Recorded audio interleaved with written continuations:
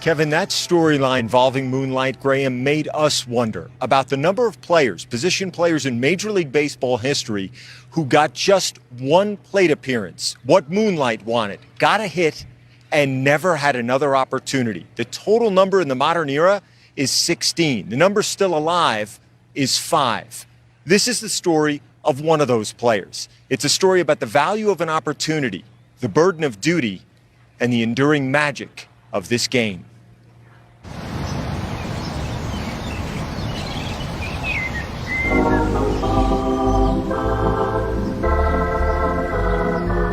My dream was to play in the majors.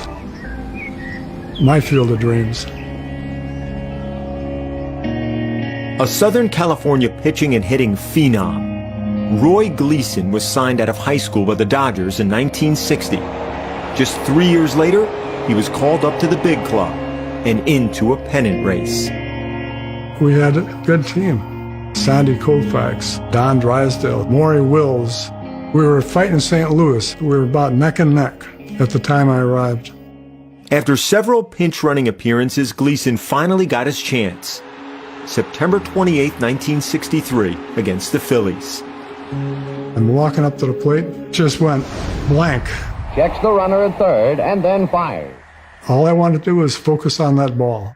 Looks like it's headed for left I hit a field. line drive between the left fielder and the foul line. Then I just kept going around first and slid into second for a double. It was a dream that I knew now I could reach. That Dodgers team would win the '63 World Series. The Dodgers win 2-1 and sweep the series in 4 straight. All Bedlam. Gleason got a ring, but was sent back to the minors for the next 3 seasons. In 1967, he thought he'd get called back up. He got drafted instead and sent to Vietnam. Realized I was going into hell's way and I better start thinking about surviving. Am I going to be coming home? Is this my last stop? I was 24. In July 1968, Gleason, already a sergeant, was walking point for his unit in the Mekong Delta when an enemy IED exploded. And it blew me about 10 feet into the air into a moat. In the meantime, they've wounded about 7 of my men, and one of them was killed instantly. The unit's machine gunner, Anthony Sevo, was killed in the attack. It was my man, one of my men, and it was my fault. His life was over, and mine goes on. Why?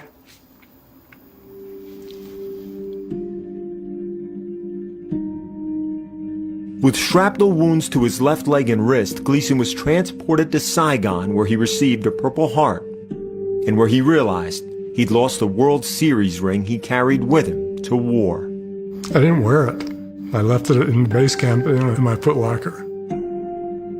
It gave me hope that I would be able to go back and play again, and I wanted it close to me. Incredibly, in 1969, Gleason made it all the way back to Dodgers spring training. But his career ended a few years later, and he never made the big club again. Until they invited him back in 2003. Hi, everybody, and a very pleasant good evening to you. Welcome to Dodger Stadium. May I ask you, please, for a warm Dodger Stadium welcome to former Dodger Roy Gleason, an American hero, as he throws out the first ball. I went, oh man, I bounced it. And I'm walking off the mound, and Vinny, I hear him say, "Hold it, Roy." Hold it, Roy. There's one other thing for you. I'm going, what's this about? He wants me to throw the ball again. We know that World Series ring was lost in Vietnam. And I went, holy cow, there it is. It meant a lot to him. I saw him, misting up a little bit on the mound there. He won't admit it, but I know he was. I get to see it, and then I get to see him wear it. He doesn't take it off his hand. He absolutely loves that ring. Wears it like a wedding band. My 1963 championship World Series ring.